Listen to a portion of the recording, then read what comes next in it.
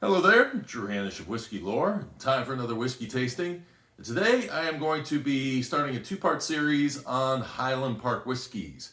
I'm going to today do a video and a tasting of Highland Park 12, and then tomorrow I'm going to do a tasting of Highland Park 18 and do a little comparison between the two, because price-wise there's a big difference. There's, of course, 6 more years age in there. Does that make much of a difference? Both of them use the same types of barrels, although I'm not sure in what percentages and whether they're marrying them together or whether they're taking them from one barrel and then moving them to another barrel. Both of them are 43% ABV. Both of them are oddly the same color, which would tell me that they are using coloring in here, but I've read and it sounds like they aren't, although I haven't seen anything overly definitive on that. But I have my suspicions only because I can't imagine that having 6 more years in the barrel you're going to come out with the same color, although again it comes down to what barrels are they aging in, and maybe they're just taking more of one barrel over here for that one and more from another barrel over on the other one, and it just works itself out. Hard to say. This is one distillery I have yet to visit. We pull out our map here and you can see that way down here we have Islay, and then working your way up through Speyside, the Highlands, and then way up there is Orkney. You gotta take a plane or a car ferry over to it to be able to go visit. And I had plans, I wanted to do it the last time I visited, but unfortunately, by the time you've driven all the way up to Wick and gone to Old Pulteney, and then you want to go down to Islay as well, it's like, wow, okay, you really have to have a day to take the ferry over, and then the next day to take the ferry back. It would be very hard to do all this in one day. And there's stuff to see in the Orkney Islands. The Skara Brae, which is something I'd love to go see. This was discovered in the 1850s after a storm came through, and it's they call it the Scottish Pompeii because it was a perfectly preserved Neolithic era homestead. So very interesting. I would love to go see that someday. In fact, one of the first solo trip I ever took. This will show you how spontaneous I could be.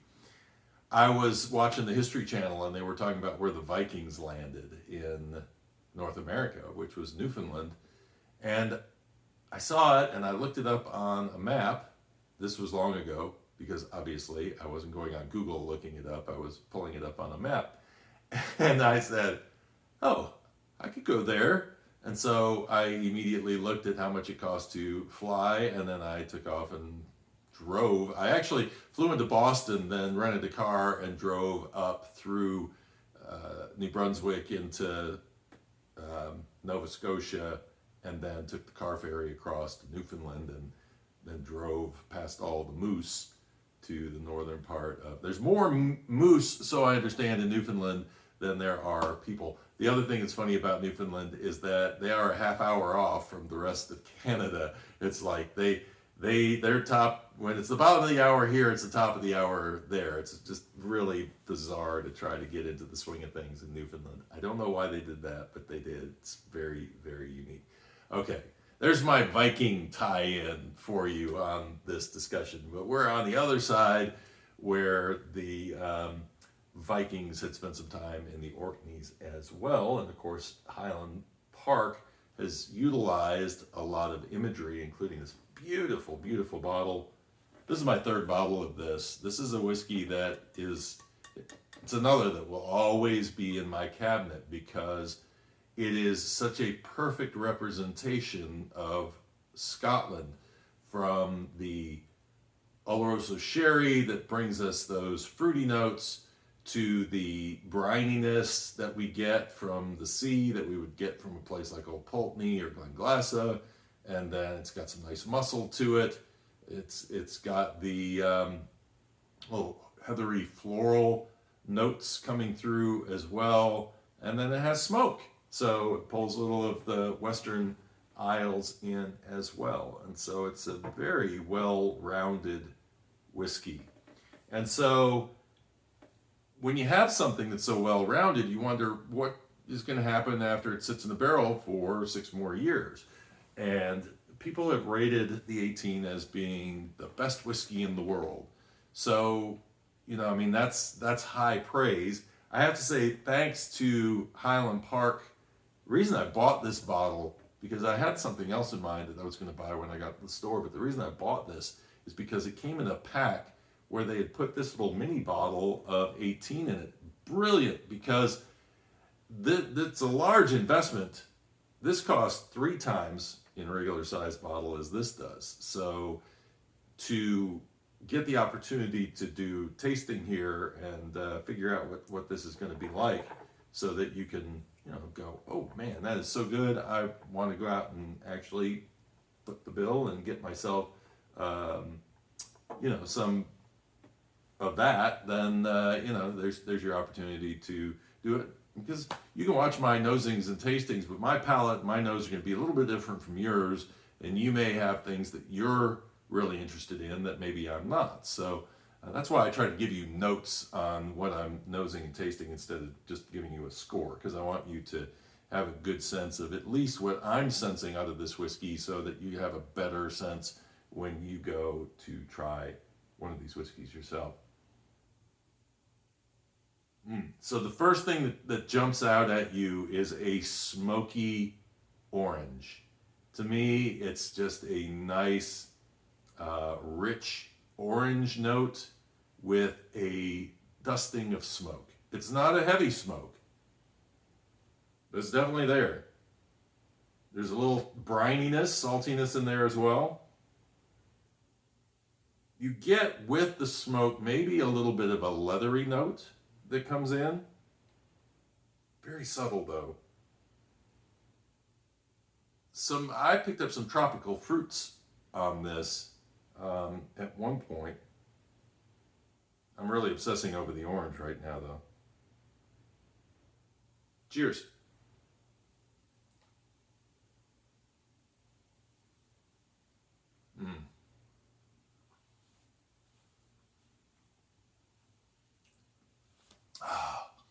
Oh, that orange delivers.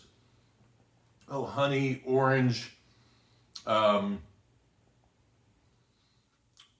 It thins out a bit, but it's kind of silky when it first starts out, and then it eases off. It's not overly smoky until you get to the finish. Then you kind of get this little sour, slight sour orange rind coming through. A little sour, bitter mash up there. We could say maybe it's a lemony note that comes through. The oak comes through a little bit, and just that smoke lingers a little bit on the palate. This is probably, to the person who doesn't like smoky whiskeys, too smoky. To me, as a smoke fan, this has just a nice enough little hint of smoke to make it interesting. It's more smoke than you would get in like a Johnny Walker Black or something like that, you know, has been designed for a wide variety of palates. That orange almost is like a creamsicle. There's this nice vanilla that comes in with it as well. It's just a really, really pleasant taste. And that's what excites me about jumping in and trying the 18. I really want to know whether these great characteristics and the nice diversity in flavor, the complexity of flavor, actually comes through to the 18. So, no, to me, this is a very good whiskey. It's coming in at a great price point. I think I paid $54 for this. Beautiful bottle. Great presentation. Now, Highland Park is primo on presentation.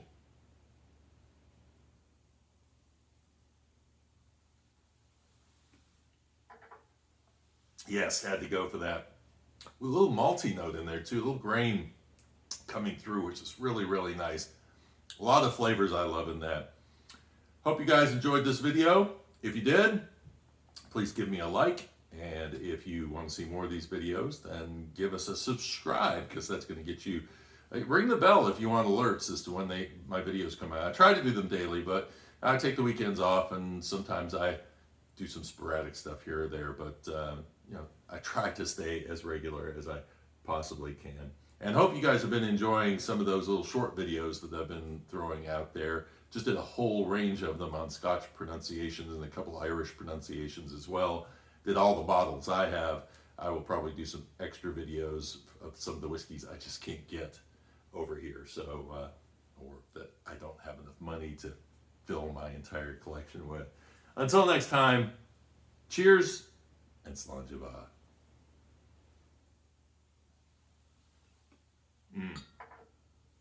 Nice.